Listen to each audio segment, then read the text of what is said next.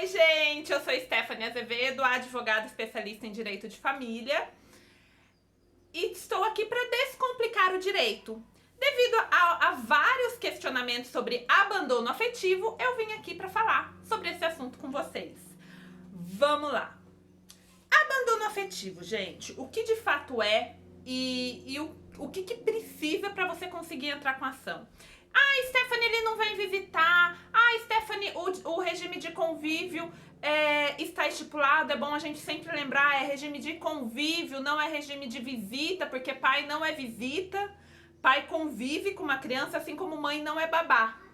Ok? Então são figuras de linguagem que é bom a gente já ir evoluindo e colocando de forma correta. Então, o regime está estipulado, o regime de convívio está estipulado, é para ele vir quinzenalmente, mas ele nunca vem, o que eu faço? Tem gente que pergunta, e agora? Ele é obrigado a vir? Tenho recebido muitas dúvidas. Ele deixa com os avós paternos. Ele sai para gandaia e deixa o meu filho com a tia.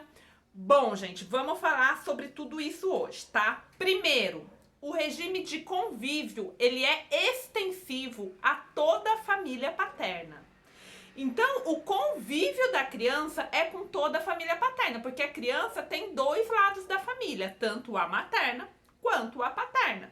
E quando você se relaciona com alguém e tem um filho, o seu filho vão ter familiares dos dois lados.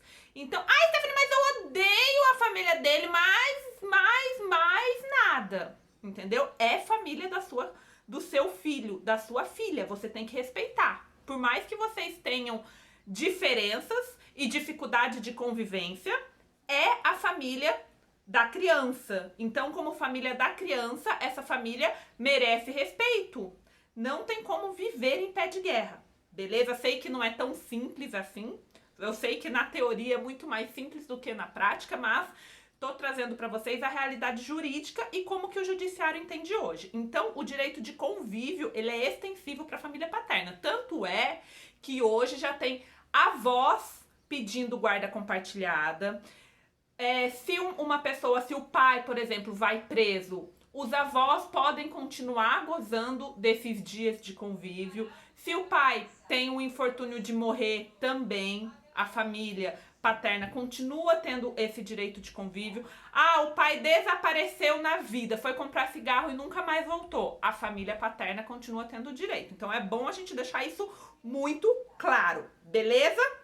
Segundo ponto. Stephanie, mas eu não acho justo, porque ele só tem... vamos colocar em perspectiva o que é o normal, o que é o praxe, tá? Que é normalmente visitas quinzenais, né? Convívio quinzenal. Então, o que acaba acontecendo? Então, os pais muitas vezes ficam 4 dias no mês com a criança, né? E a mãe ficam 26 dias. E daí, muitas vezes, nesses 4 dias, o pai pega e não passa o dia todo com a criança, não passa o final de semana completo com a criança. O pai pega e deixa com a avó paterna, ou deixa com uma tia.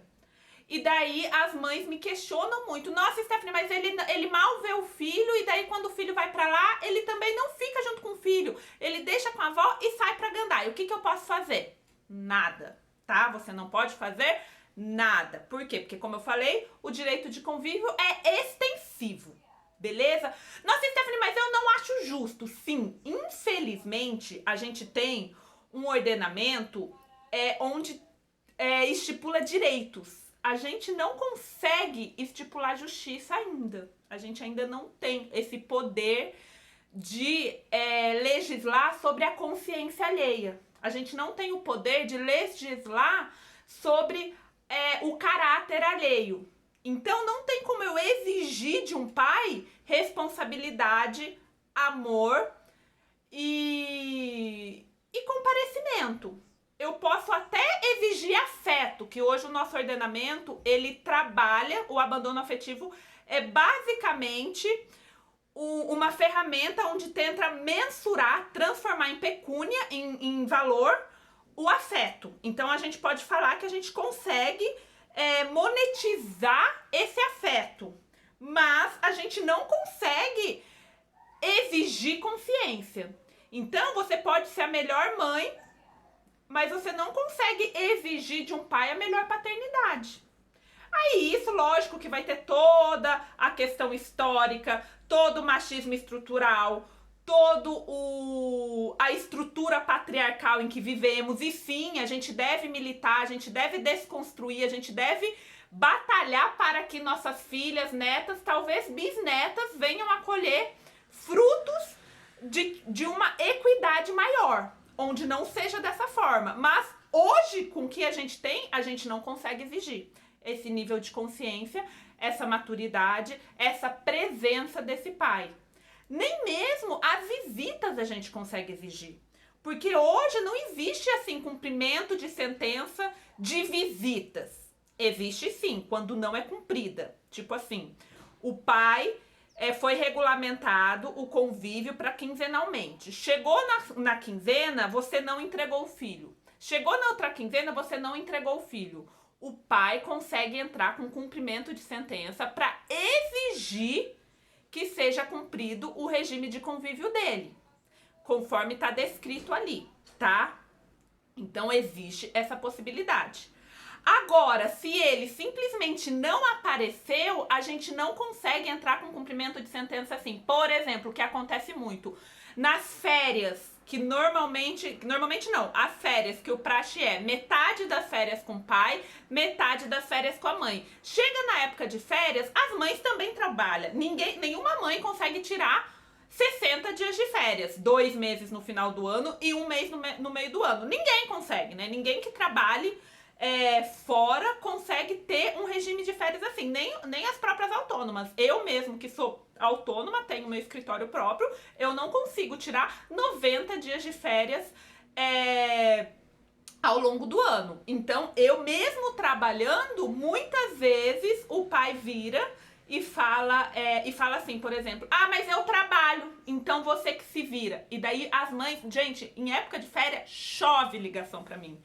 Aí as mães ligam e falam, nossa, mas eu também trabalho. E daí o que acontece? Acaba ficando pra mãe o custo de contratar uma babá, ou então de pagar extra na escola pra ficar na modalidade hotelzinho na escola. Enfim, as mães acabam tendo que se virar nos 30 pra dar um jeito ali da criança, porque ela não vai conseguir tirar todo o período de férias, enquanto o pai, mesmo tendo o direito de ficar metade das férias, não fica. Malemar fica 1 semana, 10 dias. E aí, Stephanie, o que eu posso fazer? Não existe um cumprimento de sentença de tipo assim, olha, vou juntar todas as férias não ficadas, então eu junto lá, foi 2 anos de férias não ficadas, então somando tudo dava 2 meses. Vou na porta da casa do pai e vou deixar a criança lá de maricuia. Tá aqui, o juiz não vai dar uma sentença, não vai dar um cumprimento falando assim, ok, a partir de hoje o pai terá que ficar por 2 meses seguidos, tendo em vista que ele não fica X tempo. Por N questões, até mesmo pela própria segurança da criança. Você há de convir comigo que isso possibilitaria muito mais violência contra a criança. Imagina um pai não querendo ficar com a criança, você vai lá e enxota a criança pra casa dele. Então tem muitas questões envolvidas. Stephanie, mas eu não acho justo porque a mulher... Sim, gente, sim. Mas isso a gente tá partindo de um pressuposto de um relacionamento que terminou de forma saudável. De 2 pessoas saudáveis. A gente não tá falando de um abusador. A gente não tá falando de uma pessoa desequilibrada. Por exemplo, o meu ex, eu e ele temos uma relação amistosa e a gente consegue dialogar muito bem. Eu confiaria de virar pra ele e falar assim, olha, não quero saber, esse final de semana você vai ficar com as crianças. E vou lá e deixo, se ele não, digamos, tá? Ele não apareceu, eu vou lá e deixo na casa da minha ex-sogra e falo assim, olha, não quero saber, os seus filhos estão aí. Por quê? Porque eu confio nele e eu sei que ele nunca faria nada contra, entendeu? E então, tipo, eu tenho essa confiança. Mas eu sei que tem casos que se a mãe fizer isso, é capaz dela nunca mais ver o filho viva. Então, o nosso ordenamento, ele tem que pensar nesses pormenores, que infelizmente não são tão menores assim, que cada dia mais está aumentando os casos. Então, devido a isso, não existe hoje isso dessa execução de sentença para o não cumprimento de visita. Eu não consigo exigir que o pai esteja lá presente, exigir que o pai tenha responsabilidade, exigir que o pai fique a metade das férias dele, tá? Eu tive um caso, inclusive, que teve uma certa briga entre os dois e eu tive que ser um pouco enérgica com a minha cliente, porque o que aconteceu? No início da pandemia, tanto ela quanto ele iriam trabalhar, a princípio, iriam trabalhar de forma dentro de casa, home office, beleza. Eles estavam dividindo o cuidado das crianças. Ficou um mês com o pai, ficou um mês com a mãe. A mãe teve que voltar a trabalhar fora. Então, sim, se tivéssemos falando de pessoas com nível de consciência igual, por exemplo, a minha cliente teve que trabalhar fora. Então, ela estava mais exposta ao vírus. E o pai continuou em home office. Então, o que ela falou? Olha, tendo em vista que o pai continuou em home office, as crianças vão ficar com ele. Por quê? Porque por duas questões. Primeiro, que ela estaria muito mais exposta ao vírus. Segundo, que ela teria um gasto extra, porque não tá tendo escola, né? Então ela teria um gasto extra com uma babá, tá? E daí o que o pai virou e falou? Não, problema seu, não é minha obrigação. Você vai ficar com as crianças. E os dois começaram a brigar. Os dois começaram a brigar mesmo. Até que chegou um ponto, ele falou assim, eu vou na sua casa largar as crianças. A minha cliente estava errada de não querer ficar com filhos? Não, ela não estava errada, tá? E eu super entendo ela, porque é complicado você ficar com duas crianças dentro de casa. E o caso dela também era a mesma coisa, sendo que o pai poderia ficar. Só que daí foi o que eu falei pra ela, eu falei, olha, não tem nem o que eu alegar pro juiz. O que eu vou falar pro juiz? Olha, excelência, nenhum dos dois quer ficar com o filho. E agora o que eu faço? O juiz, ele ia me esculachar minha cliente, esculachar o advogado da outra parte, esculachar a parte contrária também e notificar o próprio conselho tutelar. Por quê? Porque nenhum dos dois estava querendo ficar com as crianças. Era porque eles estavam maltratando as crianças de forma alguma. O pai cuidava muito bem, a mãe cuidava muito bem. Mas chegou nesse impasse. Então, hoje, no nosso ordenamento, a gente não tem como exigir esse cuidado extra. A gente consegue exigir que seja cumprido o que está no papel, mas se não for cumprido o regime de convívio, a gente não consegue obrigar que o pai cumpra. Aí que surgiu o Instituto do Abandono Afetivo. E que as pessoas, elas têm uma noção de que é algo extremamente simples, e não é, tá, gente? Não adianta eu vir aqui, eu poderia vir aqui e prometer mundos e fundos pra vocês. Gente, então, quando o pai não estiver visitando, entrem com abandono afetivo, que não sei o que lá. Mas isso iria contra os meus princípios, porque eu iria colocar um monte de dinheiro no bolso, entendeu? Ajuizando muitas ações dessa, e eu não conseguiria devolver uma procedência que vocês estavam esperando. Lógico que quando alguém me procura, eu não prometo de forma alguma, é certeza, é uma causa ganha. Mas o abandono afetivo, a gente tem uma incidência muito maior de causas não ganhas. Então, eu já falo isso e eu já falo para cliente, olha, a possibilidade de você ganhar uma ação de abandono afetivo é quase nula. E, Stephanie, como assim? Sim, é quase nula, porque você tem que comprovar que esse abandono afetivo está gerando algum tipo de problema na vida dessa criança. Entendeu? Por quê? Porque a gente está tentando transformar essa falta de afeto num valor pecuniário. E para eu fazer essa transformação, eu tenho que comprovar que essa criança de fato teve um dano causado. Porque é mais ou menos, falando de forma muito esdrúxula, tá? Eu tô tentando utilizar uma linguagem bem acessível. Seria mais ou menos uns danos morais pela falta de pai. E o dano moral, você tem que comprovar ali o nexo causal, o que de fato foi danoso para essa criança.